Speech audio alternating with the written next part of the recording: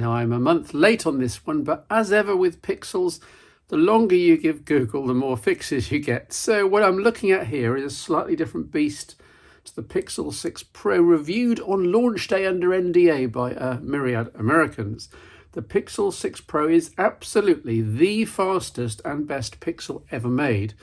It's a magical Google-centric experience and a feast for Android fans. The screen's large, almost bezel-less, curved and clear. The Tensor processor is fast and flies with 12 gig of RAM. Even the battery is decent, if not quite in the league of last year's Pixel 5 mid-ranger. And Google promises major updates for 3 years and 2 more after that of security. So what's not to like? Well, since you asked, there are a few compromises. Let's start with the exterior. We're used to phones having metal on all edges with antenna bands breaking things up and allowing each metal section to act as an aerial for various cellular bands. The Pixel 6 Pro has these, but they're not symmetrical down the bottom, which looks a bit odd. Only a small thing, but then look at the top. Metal has given way to plastic. And the only reason I can see is that in the USA, Verizon demanded radio frequency access through the top for its millimeter wave 5G. So Google made the top plastic for them and just kept it for all Pixel 6 Pros worldwide without bothering to make another hardware variant. There's even inside, it has been proved in teardowns, a bogus dummy millimeter wave 5G aerial just taking up space, filling up the gap where it would have been for Verizon in America. Go figure. Then there's the otherwise excellent display that, for the core function of taking photos, doesn't get boosted in terms of brightness when outdoors. So you're shooting a bright, sunny scene, and where iPhones or Samsung flagships will give you a temporary 50% extra of oomph in the AMOLED display, Google just keeps brightness the same, and it can sometimes be hard to see exactly what you're shooting and how focus is going. And talking of the camera, I'm afraid here we have the single biggest compromise, which is a shame given Google's pretensions and claims. Now, previous Pixels had Google's rather clever super res zoom system, using the fact that the phone was always wobbled a little when held by a user. Just a few fractions of a millimeter up and down, but enough so software could computationally combine several rapidly taken frames when zooming to grab data that would otherwise be between pixels in the smart cropped physical sensor. Now, while not being as good as genuine zoom optics, the system did work super res zoom and allowed Google to skip telephoto lenses completely in 2020 with the Pixel 4a and 5 ranges.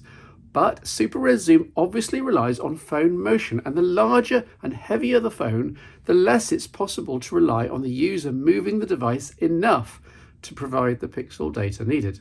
Now, I've been testing, at least with the late November firmware in place, and I can't see that super res zoom is implemented on the 6 Pro's primary camera at all.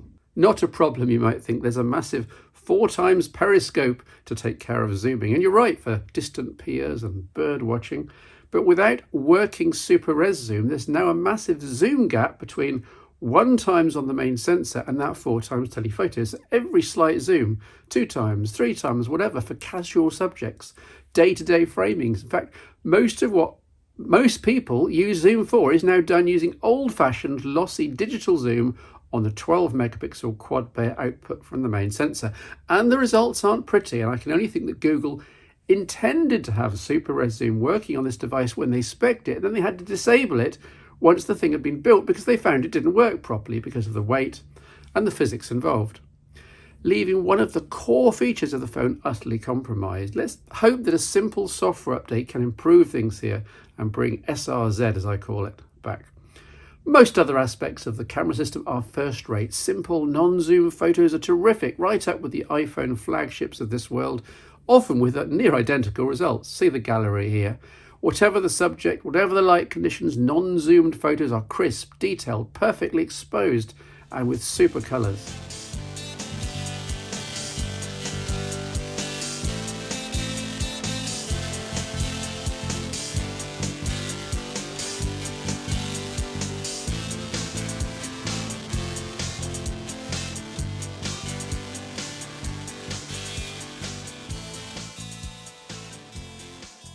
Then in good light, and when you engage that f/3.5 4x periscope telephoto, results are also excellent.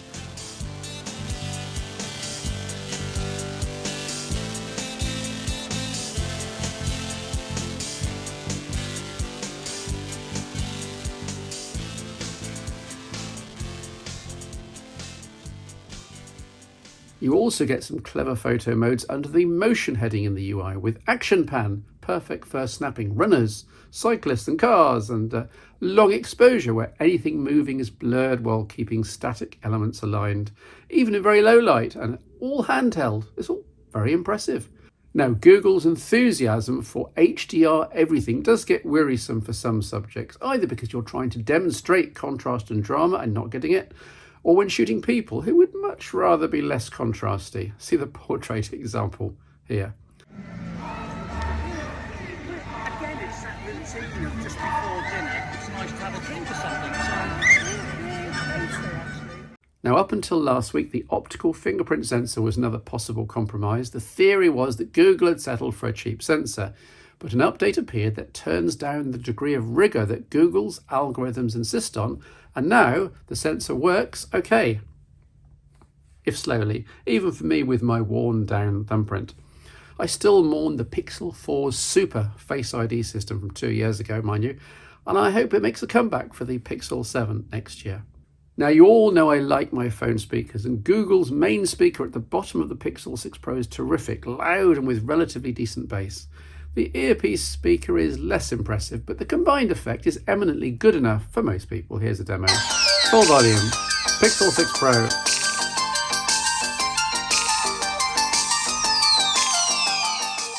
As you can see, the Pixel 6 Pro is a big phone, very big, matching the iPhone Max models, which I've learned to live with in fairness. And with a larger display here, 6.7 inch and 1440p, you want to be able to make the most of it.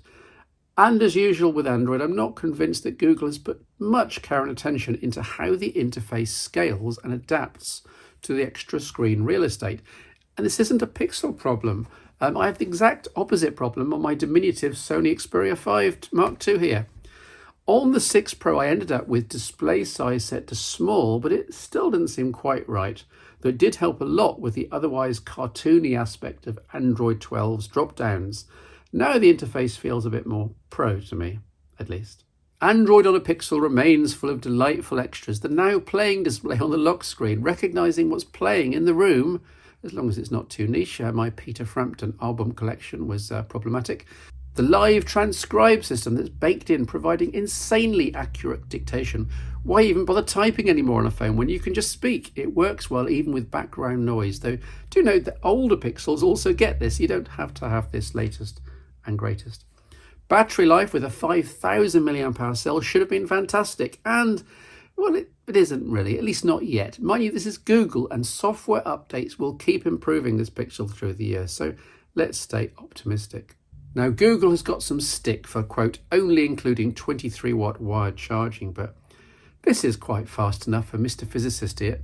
I know that heat is the enemy of lithium-ion batteries. Heat is the enemy of longevity, and the 6 Pro never got too hot, even when charging at over 4 amps. So you need an emergency charge when you're about to head out the door. Take a small power bank in your pocket, for goodness sake, and don't compromise the health of your sealed phone battery. Now, with no micro SD available, you'll want a decent amount of storage, especially in a flagship, with synced media or loads of captured photos and videos, and I'd recommend the 256GB version of the Pixel 6 Pro, which unfortunately takes you up to £949 in the UK. Whether this is too expensive will depend on how much you're trying to avoid heading to an iPhone, how much you value the pure Google experience, and how much you're prepared to overlook the aforementioned zoom gap for your snapping. I've learned never to dismiss a Pixel out of hand, since they always get better 3 or 6 months down the line. Let's see what Google can do with this one. This is the Pixel 6 Pro.